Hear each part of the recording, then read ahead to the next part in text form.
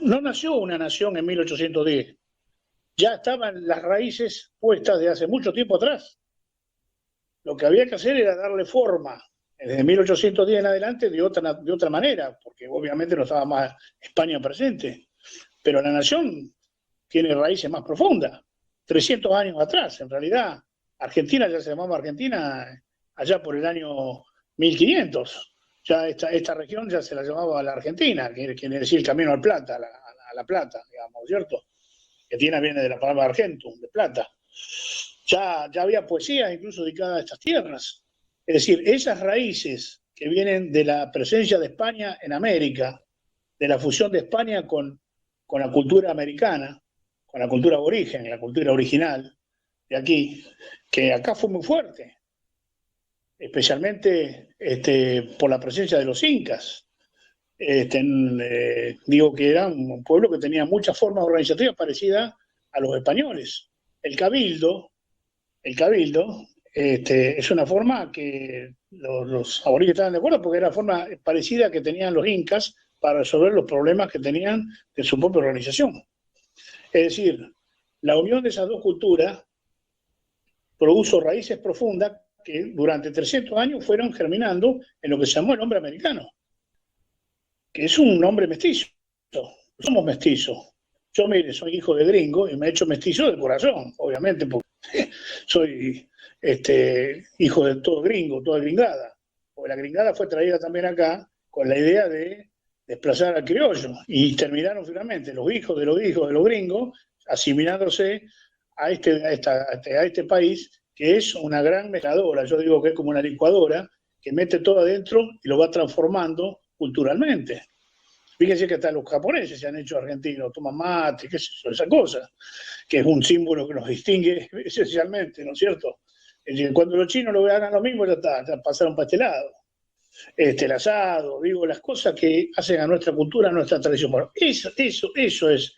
Rosa lo que hace es restaurar eso porque la Revolución de Mayo venían dos corrientes. Una que era esta, representada por algunos hombres, y la otra era la que traía las nuevas ideas de Europa, de la Revolución Francesa, las ideas afrancesadas. Bueno, a muestra Gastón Botón, Bernardino Rivadavia era el más afrancesado de todo, a pesar de que era mulato, pero era afrancesado. Y las ideas que traían eran de las monarquías ilustradas de Europa y del liberalismo europeo, que son las que después se van a ir metiendo en la Constitución. La Constitución argentina es una copia de la Constitución norteamericana que a su vez toma como base y elemento a la Constitución británica de 1680, cuando Locke, no sé cómo se pronuncia, bueno, Locke, no sé cómo se pronuncia, crea las bases de la Constitución inglesa con el sistema de representación, que lo que hacía y que buscaba el sistema de representación es que el pueblo no pueda imponer un candidato popular, sino que lo que yo decía antes, en realidad en Inglaterra se hace para que gobiernen los propietarios. Es una democracia de propietarios. Cuando después la presión popular hizo que cambiara ese sistema de representación, porque antes se votaba solamente lo que eran propietarios, en Inglaterra, cambia cuando se produce el sufragio universal, que es a mediados de la década del siglo pasado, que es lo que se va a introducir después acá en Argentina en 1812 con la ley Sáenz Peña. Pero ahí viene la trampa, que detrás del sufragio universal aparece un sistema de representación intermedio, que son los partidos políticos. Y los partidos políticos son los que deciden quiénes van a ser los candidatos. Entonces el ciudadano común, su capacidad de decisión está en elegir el candidato más digerible de todo lo que le presentan. No puede elegir a la persona que él cree que tiene que ser, porque no hay forma de participar del sistema democrático argentino si no es a través de un sistema de partido político.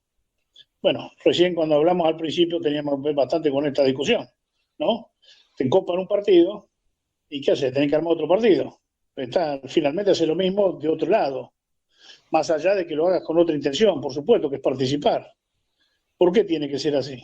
Fíjense en que el que modificó la Constitución en ese sentido fue Evo Morales. y no solo dejó participar a los partidos políticos, yo digo que tienen que estar, por supuesto, sino pero que además participen las organizaciones de la comunidad, las organizaciones sociales, los sindicatos, las organizaciones, los clubes, las organizaciones deportivas, qué sé yo, culturales, que es el principio de la comunidad organizada del general Perón, de la democracia social orgánica directa, que pronto nos va a dar una buena charla Pedrito Azcárate sobre ese tema en particular. Es decir, esto que nace allá en Inglaterra, esta es una democracia hecha para la burguesía inglesa. Luego le dan el aditamento del sufragio universal para decir que participan los trabajadores, pero los mandan al embudo de los partidos políticos. En el caso de Inglaterra, el laborista o el conservador. Finalmente los dos terminan poniéndose de acuerdo, los dirigentes, y bueno, es dunga, digamos, siempre termina mal el que vota, porque nunca tiene posibilidad de elegir libremente. ¿Por qué las organizaciones no partidarias no pueden participar de un proceso electoral? Que además ustedes saben que hoy los partidos políticos están todos maniados electoralmente y financieramente, porque eso pesa mucho hoy en día. Entonces, esto es lo que aparece en nuestra Constitución, porque es una copia de la Constitución norteamericana que a su vez es una copia de la Constitución inglesa. Y el federalismo norteamericano es distinto al nuestro. Ellos tienen un federalismo de estados. Estados Unidos nunca fue una nación. Ustedes vieron que se puso de moda hablar que Estados Unidos puede llegar a una guerra civil. Viste que muchos dicen, ¿saben por qué? Porque nunca fue una nación. Y además los pueblos inmigrantes que han aparecido en Estados Unidos no fueron asimilados nunca. Los negros fueron esclavos de muchos siglos y nunca fueron asimilados, aunque le dieron la libertad, nunca fueron asimilados. Y hablemos de los chinos, más o menos los italianos, porque son blanquitos, los dejaron participar, y los de algunos europeos.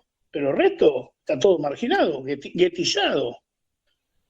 Y los estados mismos están guetizados. Un estado no es lo mismo que el otro estado. En cambio aquí, la formación histórica de Argentina, igual que la de América, pero particularmente la nuestra, es común. Todos tomamos mate desde Ushuaia hasta Jujuy. Todos hablamos el mismo idioma, todos tenemos la misma creencia religiosa, o por lo menos, si no la tenemos o tenemos otra, adherimos a ellas, respetamos. Todos tenemos una cultura más o menos en común. Más allá de los ataques que se hagan hoy contra la cultura argentina y la contracultura. Pero eso implica que primero existe una nación. Entonces Rosa que decía, si esa nación existe y las provincias se organizan, después hay que hacer una constitución que rija todo eso. Pero no hacer la constitución porque es como invertir el proceso, que es lo que terminó ocurriendo. La historia le dio la razón.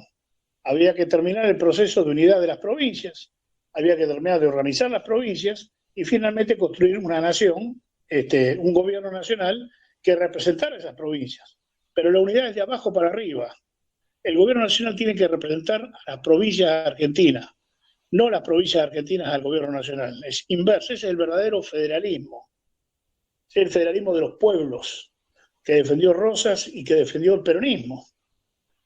Es fundamental comprender esto porque esto está en vigencia más que nunca hoy en Argentina. Especialmente ustedes.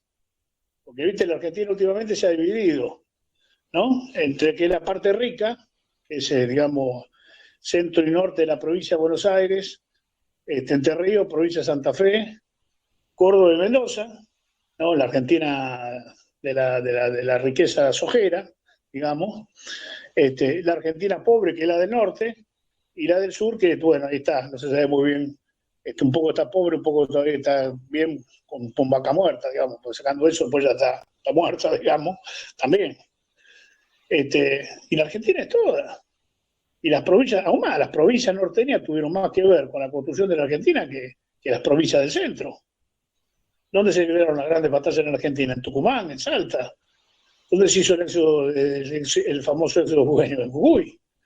En Güemes, ¿dónde peleó ahí? San Martín, tuvo que cruzar los Andes, bueno, Mendoza. O sea, esto es lo que lo digo de cómo se construye el federalismo. Y que una de las cosas que todavía está sin resolver en Argentina, que no sé cómo lo tenemos que resolver en esta etapa, Pero yo estoy convencido que el federalismo que nosotros defendemos no es el federalismo solamente de los estados provinciales, que defienden a un gobernador elegido cada tanto y que tiene sus intereses y sus cosas. El federalismo verdadero es el federalismo de los pueblos, de las necesidades que tiene Mendoza, es Mendoza como tal, la necesidad que tiene Salta como tal, la necesidad que tiene Santa Fe como tal, las profundas, las que tienen que ver con el régimen popular. Bueno, hay que cambiarlo. Obviamente esta es una tarea larga, porque obviamente desde el 53 en adelante, 1850 en adelante, se trabajó mucho por liquidar toda forma política del federalismo. Y fue a sangre y fuego.